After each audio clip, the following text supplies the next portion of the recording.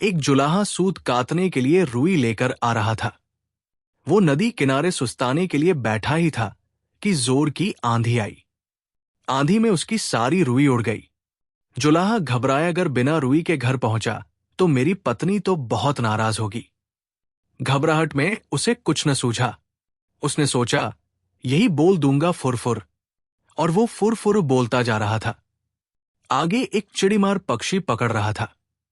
जुलाहे की फुरफुर सुनकर सारे पक्षी उड़ गए। चिड़ीमार को बहुत गुस्सा आया। वो जुलाहे पर बहुत चिल्लाया, तुमने मुझे बर्बाद कर दिया। आगे से तुम ऐसा कहना, पकड़ो पकड़ो। जुलाहा जोर जोर से पकड़ो पकड़ो रटता गया। रास्ते में कुछ चोर रुपए गिन रहे थे। जुलाहे की पकड़ो पकड़ो सुनकर वे घबरा गए। फिर उन्होंने देखा कि अकेला जुलाहा ही चला रहा था। चोरों ने उसे पकड़ा और घूरते हुए कहा, ये क्या बक रहे हो? हमें मरवाने का इरादा है क्या? तुम्हें कहना चाहिए, इसको रखो, ढेरों लाओ, समझे? जुलाहा यही कहता हुआ आगे बढ़ गया, इसको रखो, ढेरों लाओ। जब वो श्मशान के पास से गुजर रहा था तो वहां गांव वाले शवों को जला रहे थे। उस गांव में हैजा फैला हुआ था। लोगों ने जुलाहे को कहते सुना, इसको रखो, ढेरों लाओ। तब उन्हें बड़ा गुस्सा आया। वे चिल्लाए, तुम्हें शर्म नहीं आती है? हमारे गांव में इतना भारी दुख फैला है और तुम ऐसा बकते हो।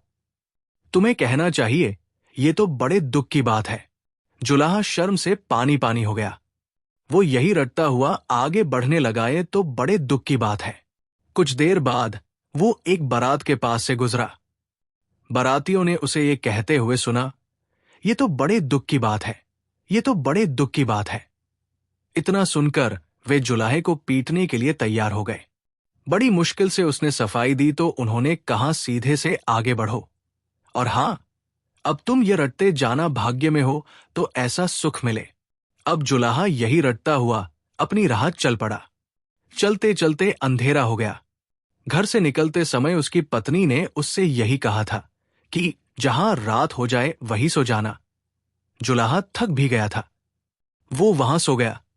अगले दिन जब सुबह उसके मुंह पर पानी पड़ा तब जुलाहा हड़बड़ाकर उठा। आंखें खोली तो देखता ही रह गया, ये तो उसी का घर था और अभी अभी उसकी पत्नी ने ही उस पर पानी फेंका था। जुलाहे के मुंह से निकला, भाग्य में हो तो ऐसा सुख मिले।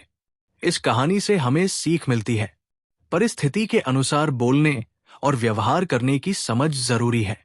संदर्भ को बिना समझे कोई भी बात दोहराना मुसीबत में डाल सकता है। कभी कभी किस्मत ही हमें सही जगह पर वापस ले आती है।